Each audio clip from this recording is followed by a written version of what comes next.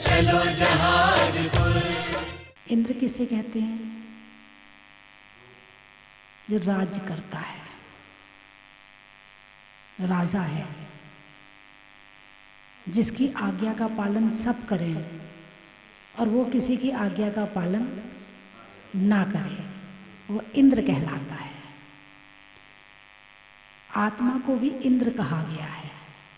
आत्मा के नामों में एक नाम इंद्र भी है, और जो इंद्र की पहचान कराए उसे इंद्रियां कहते हैं।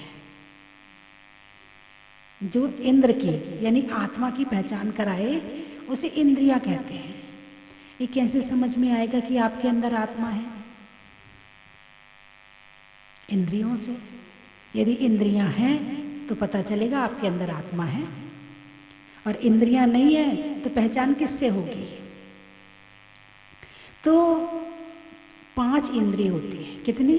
5। स्पर्शन, रसना, घ्राण, चक्षु, कर्ण। इसे आप ऐसे भी समझ सकते हो, शरीर, स्पर्शन, रसना, घ्राण, चक्षु, कर्ण, ये 5 इंद्रिय हो गई, है ना। अब इसके आपके पास कितनी इंद्रिय हैं? 5 है, पूरी 5 है। आप बहुत पुण्यवान हैं, आपके पास 5 इंद्रियां हैं। लेकिन संसार में क्या ऐसे जीव हैं जिनके पास में 5 नहीं है? कौन है?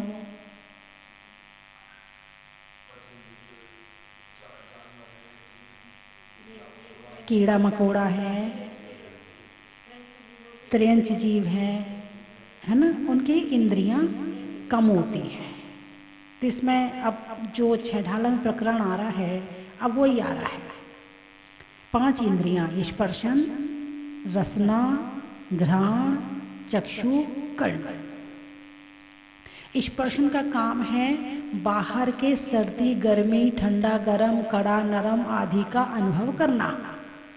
रसना का काम है स्वाद चखना। घ्राण का काम है बाहर का सूंघना। आँख का काम है बाहर का देखना, और कान का काम है बाहर का सुनना। आपके पास में 5 इंद्रियां हैं, इसलिए आप 5 से उपयोग करते हो, है ना। लेकिन कुछ जीव ऐसे भी हैं जिनके पास कान नहीं है मगर 4 इंद्रिय हैं। वो देख तो लेते हैं, खा भी लेते हैं, स्वाद भी ले लेते हैं, सूंघ भी लेते हैं, मगर सुन नहीं पाते हैं। कुछ ऐसे हैं जो सूंघ नहीं पाते हैं, देख नहीं पाते हैं। कुछ ऐसे हैं जिनके पास जिह्वा भी नहीं है। तो ये क्रम से आती है। एक जिसके पास यदि हम कहेंगे 1 इंद्रिय जीव, तो उसके पास केवल स्पर्श ही है। यदि कहेंगे 2 इंद्रिय जीव, तो उसके पास स्पर्शन और रसना है। यदि हम कहेंगे 3 इंद्रिय जीव, तो ऐसा नहीं है कि स्पर्शन, रसना और कान आ गए, नहीं, घ्राण क्रम से स्पर्शन, रसना, घ्राण, चक्षु, कर्ण, ये क्रम से आते हैं। यदि किसी ने पूछा आपसे 4 इंद्रिय जीव के पास क्या क्या इंद्रियां हैं, क्रम से बता दो, स्पर्शन, रसना, घ्राण और चक्षु है, तो उसके पास क्या नहीं है? बोले उसके पास कान नहीं है। ऐसे समझ में आ जाएगा, है ना। तो अब यहां वर्णन आ रहा है कि 1 इंद्रिय का, किसका वर्णन आ रहा है? 1 इंद्रिय का। 1 इंद्रिय जीव यानी स्थावर, इसे स्थावर भी कहते हैं। पृथ्वी, जल, अग्नि, वायु और वनस्पति, ये 5 तरह के होते हैं। इनके 5 भेद कहे हैं, जिसे हम प्रकृति कहते हैं। जिसे हम प्रकृति कहते हैं। आजकल की भाषा में जिसे प्रकृति कहा जाता है, उसे भगवान महावीर ने 1 इंद्रिय कहा है कि इनकी 1 इंद्रिय है। पृथ्वी के पास में, पृथ्वी ही जिनका शरीर है वो पृथ्वी कायिक जीव। जल ही जिनका शरीर है वो जल कायिक जीव।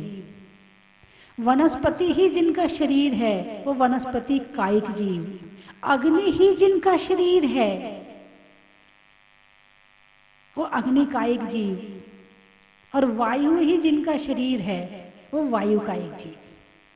ठीक है। अब ये जीव कैसे है, कैसे सिद्ध होता है? धरती जीव है, वो भी सांस लेती है। पेड़ सांस लेते कि नहीं लेते? लेते हैं ना। अग्नि सांस लेती कि नहीं लेती? यदि दीपक जलाया आपने और उसके ऊपर एक लोटा रख दो, जलता रहेगा? क्यों बुझेगा? उसे ऑक्सीजन नहीं मिली, क्योंकि वो भी जीव है, वो भी सांस लेता है, पेड़ भी सांस लेते हैं। एक जगदीश चंद्र बसु एक वैज्ञानिक हुआ है, आपने नाम सुना होगा, है ना?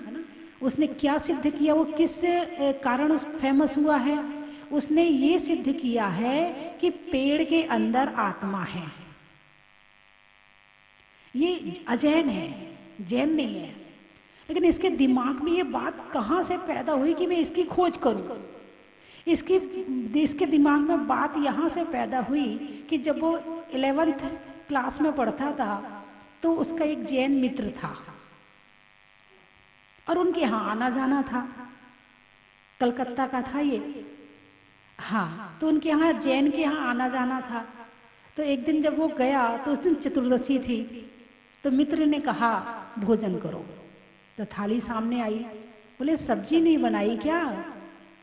बोले नहीं, आज हमारे यहाँ चतुर्दशी है, सब्जी नहीं बनेगी, हम लोग हरी नहीं खाते हैं, हरी चीज़ कोई भी नहीं खाते। बोले क्यों नहीं खाते हो? बोले ये जीव है, तो कम से कम आज के दिन तो कम से कम हरी छोड़ दें, जितना कम हो सके उतना कम करके, जितनी कम हिंसा हो उतनी कम हिंसा से काम करें। तो इसलिए हमारे यहाँ अष्टमी और चतुर्दशी को हरी नहीं बनती है। उस समय तो ये बात यहाँ की यहीं रह गई, लेकिन वो जब पढ़ कर के आगे बढ़ा, जैन तो था, शायद वो व्यापारी बन गया, लेकिन जो जगदीश चंद्र था वो वैज्ञानिक बन गया। और वो उसके दिमाग में था कि पेड़ जीव है, इसने बताया है मुझे, अब मुझे इसकी खोज करनी है। और उसने फिर उस पर एक्सपेरिमेंट किया, उस पर खोज करी, अनुसंधान किया, और उसने ये सिद्ध करके दिखा दिया कि पेड़ के अंदर आत्मा है। जैसा कष्ट हमें होता है ऐसा ही कष्ट इन्हें होता है। तो पेड़ को भी कष्ट होता, पेड़ को काटो तो उसको भी दुख होता है, उसकी पत्तियां तोड़ो तो उसको भी दुख होता है ना? हालांकि इसके बिना जीवन भी नहीं है, इसके बिना जीवन भी नहीं। अब हमने मान लो त्याग कर दी कि अग्नि नहीं जलाना है, अब घर में रहकर अग्नि जलाने का त्याग कर दोगे तो रोटी कैसे बनेगी? हैं? अब जल भी जीव है, जल पीने का त्याग कर दो तो कैसे जीवन चलेगा? नहीं चलेगा। तो इसीलिए श्रावक के लिए क्या कहा है? त्रस हिंसा को त्याग, यानी 2 इंद्रिय से पंचेंद्रिय जीव की हिंसा का त्याग। वृथा थावर न संगारे, यानी व्यर्थ में एक इंद्रिय जीव की हिंसा नहीं करनी है। इसका उपयोग आप कर सकते हो, लेकिन व्यर्थ में नहीं करना। व्यर्थ में पंखा नहीं चलाना, व्यर्थ में पानी नहीं बहाना, व्यर्थ में पेड़ नहीं काटना, व्यर्थ में भूमि नहीं खोदना, व्यर्थ में अग्नि नहीं जलाना। जरूरी है ना, इसके बिना जीवन नहीं है। चलो छूट है इतनी तुम्हें, लेकिन इससे ज्यादा नहीं, जितनी जरूरत है उतनी करो। यदि आप 1 लोटे पानी में कुल्ला कर सकते हो तो 1 बाल्टी मत बहाओ। यदि 1 बाल्टी पानी में कपड़े धुल सकते हैं तो 10 बाल्टी मत बहाओ। यदि 1 बाल्टी पानी में नहाना हो सकता है तो 10 बाल्टी खर्च मत करो। जितना हो सके पानी की रक्षा करो। पानी की रक्षा का मतलब जीव की रक्षा, अग्नि की रक्षा का मतलब जीव की रक्षा, लाइट फालतू नहीं चलाना मतलब जीव की रक्षा। यदि इसे सांसारिक दृष्टि से देखें तो भाई बिजली का बिल आता है, जरा कम चलाया करो, व्यर्थ मत चलाया करो। क्यों? बिजली का बिल आता, एक कारण ये हो गया, ठीक है। और दूसरा कारण क्या है? जीव की रक्षा। उत्तम कौन सा है? जीव की रक्षा। जीव की रक्षा में दया भी है, पुण्य भी है। लोग कहते हैं कि हम घर में रहकर धर्म कैसे करें, पूछते हैं, कई बार आता प्रश्न आता, बोले माता जी दिन भर पाप ही पाप करते हैं तो घर में रहकर धर्म कैसे करें, है ना। आप हर क्षण हर पल धर्म कर सकते हो। जरूरी नहीं है कि मंदिर में बैठकर जब पूजा करते हो तभी धर्म होता है। यदि आप पानी छानकर प्रयोग करते हो और त्रस्त जीवों को जहां के तहां पहुंचा देते हो जीवाणी करके, तो ये आपने धर्म कर लिया। जितने पानी की जरूरत है आपने उतना ही पानी उपयोग किया, उससे ज्यादा नहीं फैलाया, ये आपने धर्म कर लिया। लोग क्या करते हैं, पानी की टंकी चालू करे और छोड़ दी, पानी बहता रहा, टंकी बह रही है, पानी बहे जा रहा, कितना पाप हो रहा है। कम से कम जिससे बच सकते हैं बचाओ। आप गैस जलाते हो, गैस खुली छोड़ दी और जाके नल पे हाथ धो रहे हैं। अब नल पे हाथ धोते हैं और मान लो आटे के हाथ हैं, तो आटा निकालने में टाइम तो लगेगा ना। नल फुल चल रहा है, नल फुल चल रहा है और अपने निकाले जा रहे हैं, पानी बहे जा रहा है, अपना किए जा रहे हैं, पानी बहे जा रहा है। अरे एक कटोरा पानी ले लो, उसमें अपने हाथ डाल लो और उसमें अपने हाथ धो लो, एक कटोरे में काम हो जाएगा। या एक तसला ले लो या एक धामा ले लो, कुछ भी ले लो, उसमें पानी रख लो, जब भी हाथ धोना है उसमें धो लो, नल मत बहाओ। यही तुम्हारी भक्ति है, यही तुम्हारी दया है और यही अहिंसा है। धर्म शुरू होता है पानी से। जिसके मन में दया है वो पानी पर भी करुणा करेगा, जलकायिक जीवों पर करुणा करेगा, और जिसके मन में दया नहीं है वो मनुष्य पे भी नहीं करेगा। तो शुरुआत यहीं से होती है, धर्म यहीं से होता है। और ज्यादा बहाएंगे तो जितने जीव मरेंगे पाप भी लग रहा है, और जितने बचाएंगे पुण्य भी लग रहा है, और व्यर्थ में भी नहीं हो रहा। सरकार को देखो कितने बोर्ड छपवाने पड़ते, कितने बैनर बनवाने पड़ते, सारे भारत में लगवाने पड़ते हैं, करोड़ों रुपए खर्च करने पड़ते हैं। जल ही जीवन है, व्यर्थ मत फैलाइए, पानी को बचाइए। पूरे भारत में चारों तरफ पेड़ मत काटिए, पेड़ मत हटाइए, पेड़ लगाइए। है कितना पैसा खर्च करना पड़ रहा, और भगवान महावीर की बात मान लो तो खर्चा करने की जरूरत ही ना पड़े। और हो सकता है, ऐसा भी नहीं कि नहीं हो सकता है, संभव सब कुछ है।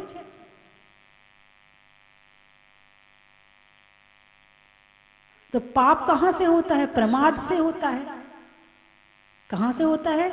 प्रमाद से होता है। और जितना प्रमाद उतना पाप, जितना आलस, जितनी असावधानी उतना पाप, और जितनी सावधानी उतना पुण्य। यदि आप पानी को बचा करके काम कर रहे हैं तो पुण्य कर रहे हैं, दया कर रहे हैं, तो आपका काम, रसोई में काम करते हुए भी धर्म हो गया।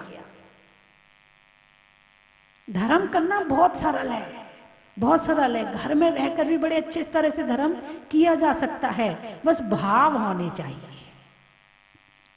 तो पृथ्वी, जल, अग्नि, वायु और वनस्पति, व्यर्थ में पेड़ों को भी नहीं काटना चाहिए। और जो वनस्पति है एक इंद्री है, जीव है, लेकिन फिर भी हम उपयोग करते हैं। लेकिन कब और क्यों? उसके अंदर पीप, हड्डी, मांस, मज्जा, नस आदि नहीं है। किसके अंदर? एक इंद्री में। ना जल में है, ना पृथ्वी में है, ना वायु में है, ना वनस्पति में है। इनमें क्या क्या नहीं है? पीप, हड्डी, मांस, मज्जा, खून, इनमें नहीं है। इसीलिए ये मांसाहार में नहीं आता है। बात समझ में आई कि नहीं आई? एक इंद्री का उपयोग करना मांसाहार क्यों नहीं कहा? क्योंकि इसके अंदर क्या क्या नहीं है? हड्डी, मांस, मज्जा, खून, रक्त, पीप आदि नहीं है। लेकिन दो इंद्री से ये सारी चीजें शुरू हो जाती हैं, इसलिए दो इंद्री से मांसाहार माना गया है। दो इंद्री, हाँ, यदि आप गेहूं भी पिसवाते हो तो देख के पिसवाओ, उसमें भी 3 इंद्र 2 इंद्री जीव होते हैं। तिरुला होते हैं, इल्ली होती है, रुनी होती है, ये सब 2 इंद्री 3 इंद्री में आ जाएंगे। लेकिन पृथ्वी, जल, अग्नि, वायु, वनस्पति ये एक इंद्री है ना। अब जो छह ढाला में हमारे पंडित दौलत राम जी वर्णन कर रहे हैं कि इनके कष्टों का वर्णन कर रहे हैं। किनके कष्टों का? एक इंद्रिय के कष्टों का। क्या कहते? पहले तो बता दिया, निगोद में अनंत काल तक पड़े रहे। कहाँ पड़े रहे? निगोद में। फिर निगोद से निकले तो क्या हुआ? निकसी भूमि जल पावक भयो। निकसी यानी निकल करके। कहां से निकल करके? निगोद से निकल करके। क्या हुआ? जल। पावक यानी अग्नि। निकसी भूमि जल पावक भयो। पवन वायु का एक, प्रत्येक वनस्पति का एक, है ना? पृथ्वी जल अग्नि और वनस्पति, ये जीव हुए कब? निगोद से निकल करके। एक इंद्री जीव हुए। एक इंद्री तो निगोदिया भी है।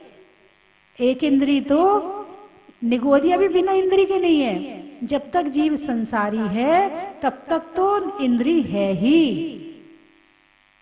और वो एक इंद्री में ही रहेगा, भले ज्यादा ना रहे तो एक इंद्री में रहेगा। लेकिन रहेगा तो शरीर तो उसके पास, सबके पास में है। लेकिन निगोदिया का शरीर कितना बड़ा आपको बताऊं? सुई है ना, सुई, इतनी छोटी सी सुई, बिल्कुल बारीक सी सुई की नोक कितनी बड़ी होती है? बहुत बारीक नोक होती है ना? उतनी जगह में अनंत जीव रह सकते हैं। यहां तो हम कमरे में यदि 50 लोग आ जाएं तो भीड़ लग जाए, दूसरा आना पाए अंदर। लेकिन निगोदिया जीव का एक शरीर नहीं होता है। एक शरीर में अनंत जीव होते हैं। और शरीर की मैंने जो साइज बताई है, जो सुई की नोक होती है, छोटी सुई की नोक, बड़ी सुई की नोक नहीं, छोटी सुई की नोक, और उतनी नोक जगह में अनंत जीव एक साथ जन्म लेते हैं, एक साथ सांस लेते हैं और एक साथ मर जाते हैं। दो तरह के जीव होते, प्रत्येक और साधारण। क्या? प्रत्येक और साधारण। साधारण जीव निगोदिया माने गए हैं, और प्रत्येक का मतलब जिसमें एक शरीर के मालिक अनंत हो। एक शरीर का मालिक अनंत जीव हो, वो साधारण। और एक शरीर का मालिक एक ही हो, वो प्रत्येक। आप कौन है? अरे बोलिए ना। आप अपने शरीर के मालिक हैं? आपके शरीर का मालिक कोई और तो नहीं है? और जीव हैं कि नहीं आपके शरीर में?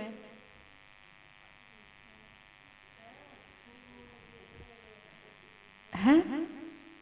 पेट में वो होती ना, पटार होती है, पटार। दो इंद्री होती है, हैं? बच्चों में बहुत होती है, होती ना।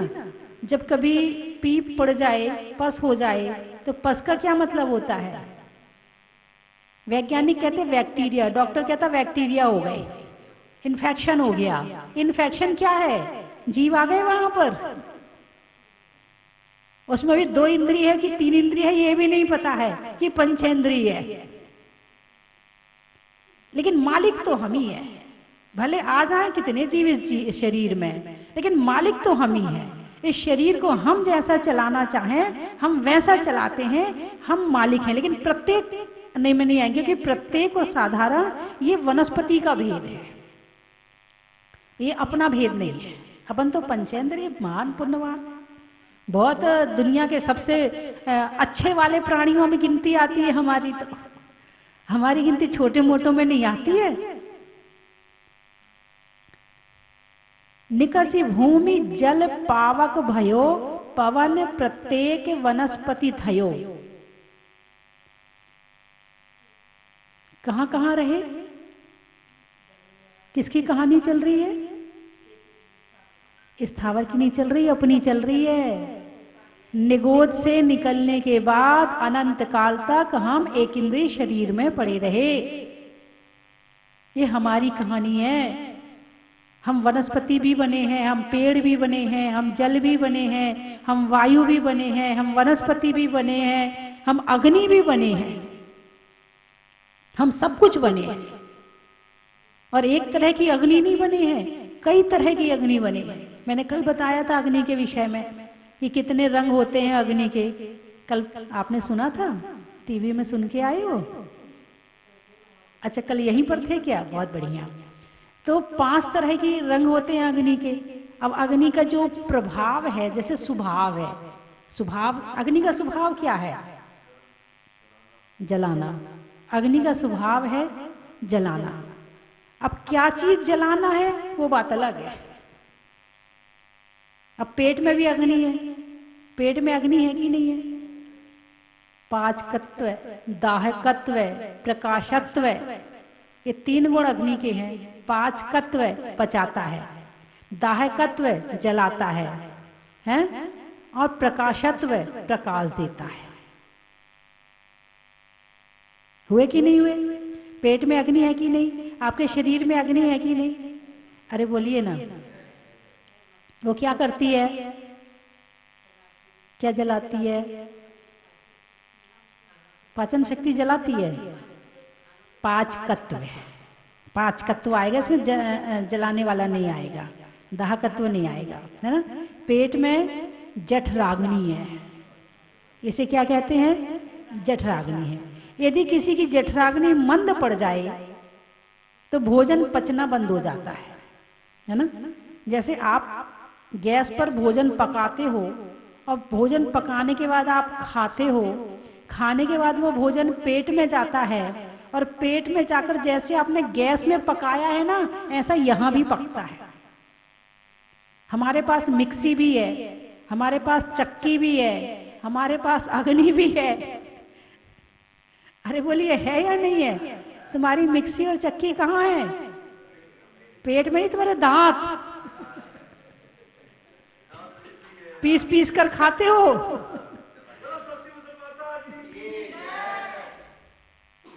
ये दांत क्यों है? पीसने के लिए है कि पेट तक जो चीज पहुंच रही है पहले उसे चबा लो, पहले उसे पीस लो। उसे गटकना नहीं है, पीस लेना है। क्योंकि दांत का काम अलग है और आंत का काम अलग है। जो काम दांतों को करना है वो दांतों को करना चाहिए। यदि दांत नहीं करते हैं, वो काम आंतों को करना पड़ता है, तो पेट जल्दी खराब हो जाता है। कुछ लोग 5 मिनट में खाना खा लेते हैं, यूं हो गया। अब उनका पेट जो है ना, आंत जो है ना, दांत का काम करेगी, पीसेगी भी, चबाएगी भी, फिर पचाएगी। यदि आप चबा के दोगे तो वो सीधा पचा देगी। जन्म के समय दांत होते हैं क्या? नहीं होते हैं। तो कब आते हैं?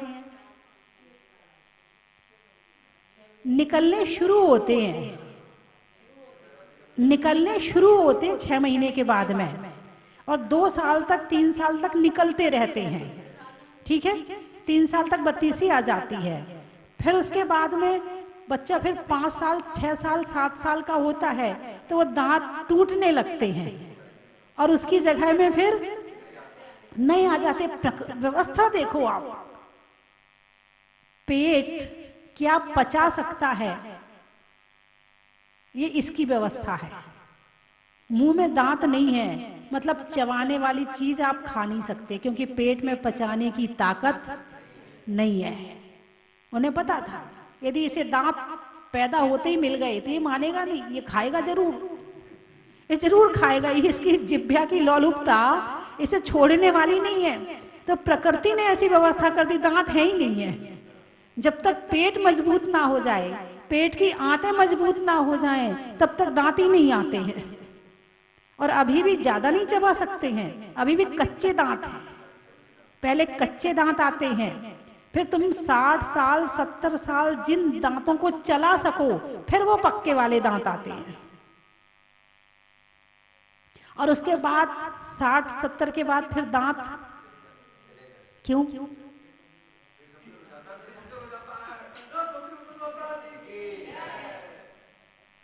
60 साल 70 साल के बाद में दांत चले जाते हैं। क्यों चले जाते हैं? अब पेट में पचाने की ताकत नहीं रही है। लेकिन इंसान नहीं मानता, कूट कूट के खाता है। जरा मूंगफली पीस के ला दे, जरा चना पीस के ला दे, जरा भुट्टा पीस के ला दे, है ना? तो पेट में अग्नि नहीं है, अब अग्नि मंद पड़ गई है, अब खत्म करो खाना, अब लिक्विड लिक्विड में रहो, जितना पेट पचा सकता है। शरीर ने बता दिया, दांत चले गए, उसने इशारा कर दिया टाटा बाय बाय, अब कम खाओ गम खाओ। लेकिन इंसान ना तो कम खाता है और ना गम खाता है, इसीलिए परेशान रहता है। और यदि दांत चले गए तो नकली लगा लेता है, नकली लगा लगा के चबाता है, फिर उसे निकाल निकाल के मांजता है। और कुछ तो स्थाई लगवा लेते हैं कि किसी को पता ही ना चले कि मेरे मुंह में नकली दांत भी हैं। बस ऐसा करने वाला केवल एक मनुष्य ही है, ना तो कोई जानवर है, ना कोई देव है, ना कोई नारकी, केवल एक ही प्राणी है वो, जो नकली लगा लगा के भी अपना काम चलाता है। घुटने खराब हो गए तो घुटने नकली लगा लो। अब तो आंतें भी बन गई, मैंने सुना है, आंत भी बना ली है डॉक्टरों ने। यदि किसी की आंतें खराब हो जाएंगी तो वो नई आंतें लगा सकता है। मशीन भी आ गई है, कोई बहरा भी हो तो इस तरह की मशीन आ गई है कि वो पता नहीं कान के पीछे लगा देते हैं, तो वहां से सुनाई पड़ता है, यहां से नहीं, कान के पीछे से सुन लेते हैं।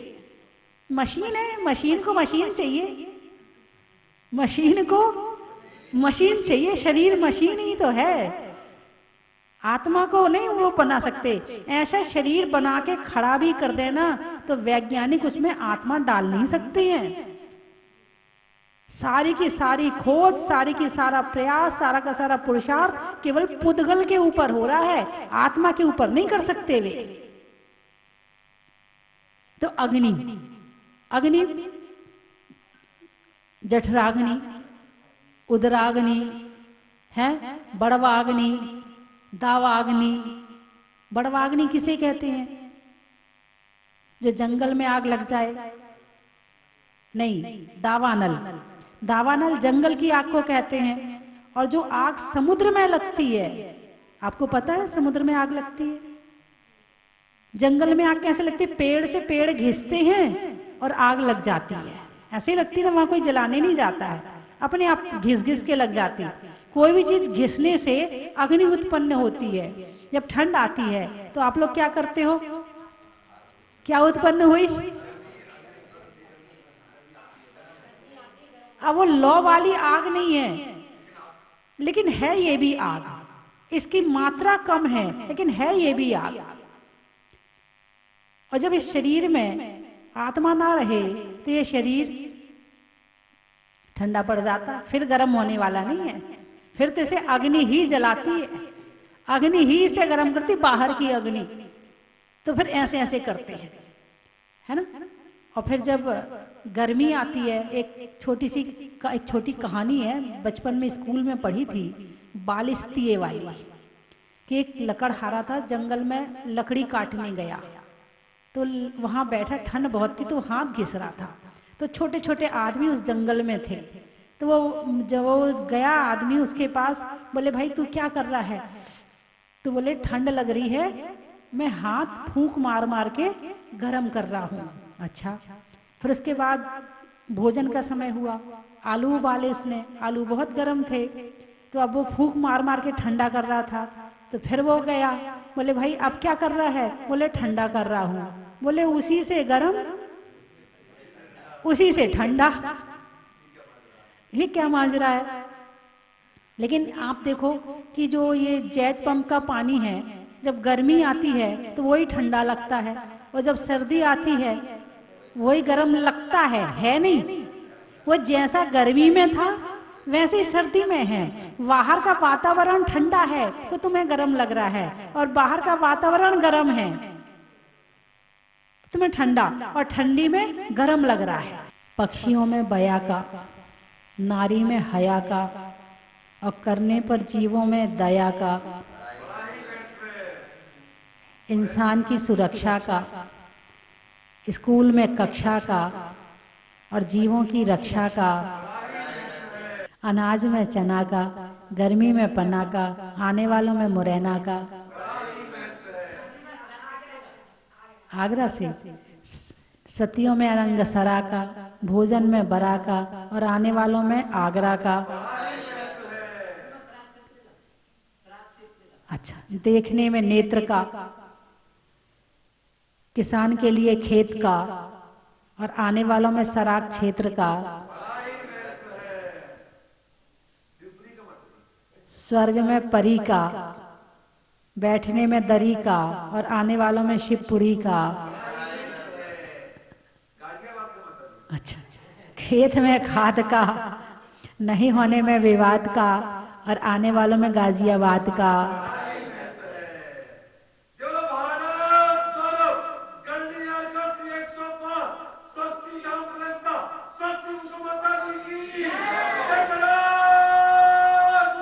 निधियों में माणवक का, विद्वानों में चाणक का, और ज्ञान तीर्थ पर होने वाले पंच कल्याणक का। बोले 24 भगवान की। शांति वाला माहौल मिला, बहुत अच्छा लगा कलश करके। यहाँ पे फर्स्ट टाइम आए हम लोग, सिक्कर से आए हैं। बेसिकली हम नागौर डिस्ट्रिक्ट से चारणवास के रहने वाले हैं। हाँ, तो यहाँ के मतलब कलश करके वो जो शांति मिली और जो व्यवस्था है यहाँ की, वो काफ़ी अच्छी है। तो मेरा लोगों से अनुरोध है कि आए यहाँ पे और ज़्यादा से ज़्यादा लोग आके यहाँ पे दर्शन करें, और हमारे जैन समाज के जो तीर्थ स्थल है उनको बढ़ावा इसी तरीके से बढ़ावा मिलेगा जब लोग आएंगे, देखेंगे, अपने बच्चों को साथ लाएंगे, सिखाएंगे। तो काफ़ी अच्छी चीज़ें हैं।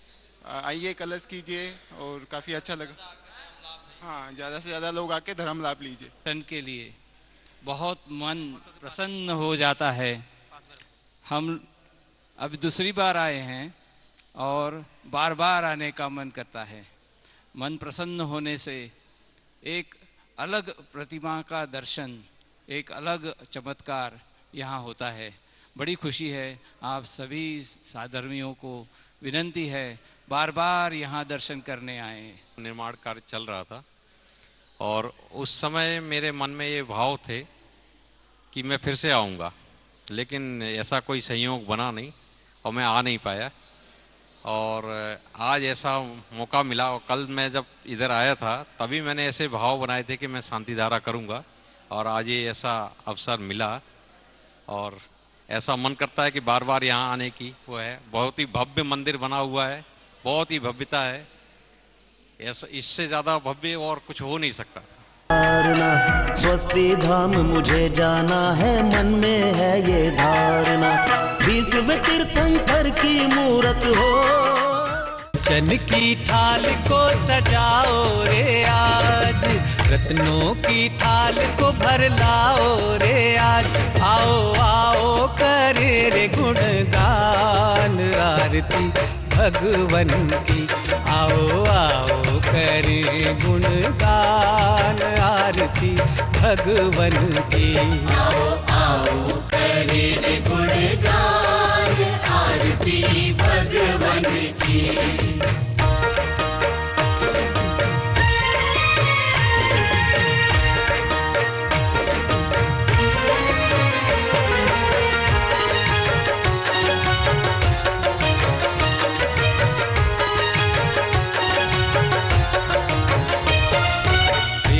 सुमित्र के राज दुलारे, माँ पद्मा जी के नैनों के तारे। पिता सुमित्र के राज दुलारे, माँ पद्मा जी के नैनों के तारे। राजगृही में जन्म लियो आप, राजगृही में जन्म लियो आप। आओ आओ मनाए खुशी आज आरती भगवन की। आओ आओ करे गुणगान आरती भगवन की। आओ आओ करे गुणगान आरती भगवन की।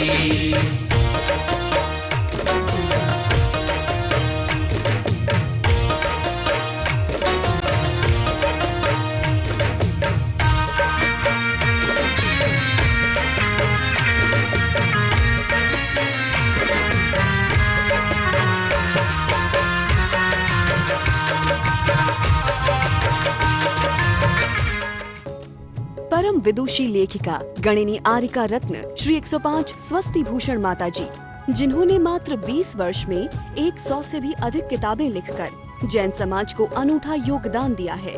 बड़े बड़े विधान जैसे कल्पद्रुम महामंडल विधान, सिद्ध चक्र महामंडल विधान, इंद्रध्वज महामंडल विधान एवं विशेष जिनपद, पूजांजलि आदि महत्वपूर्ण साहित्य बहुत ही सरल व सुबोध शैली में लिखे हैं, जिसमें गद्य एवं पद्य साहित्य भी समाहित है।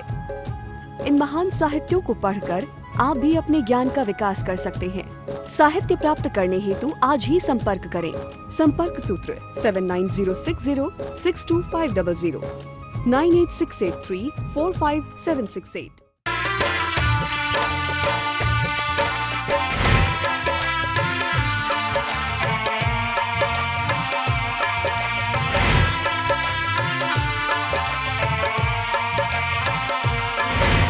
चलो रे चलो रे चलो चलो रे चलो रे चलो चलो जहाजपुर।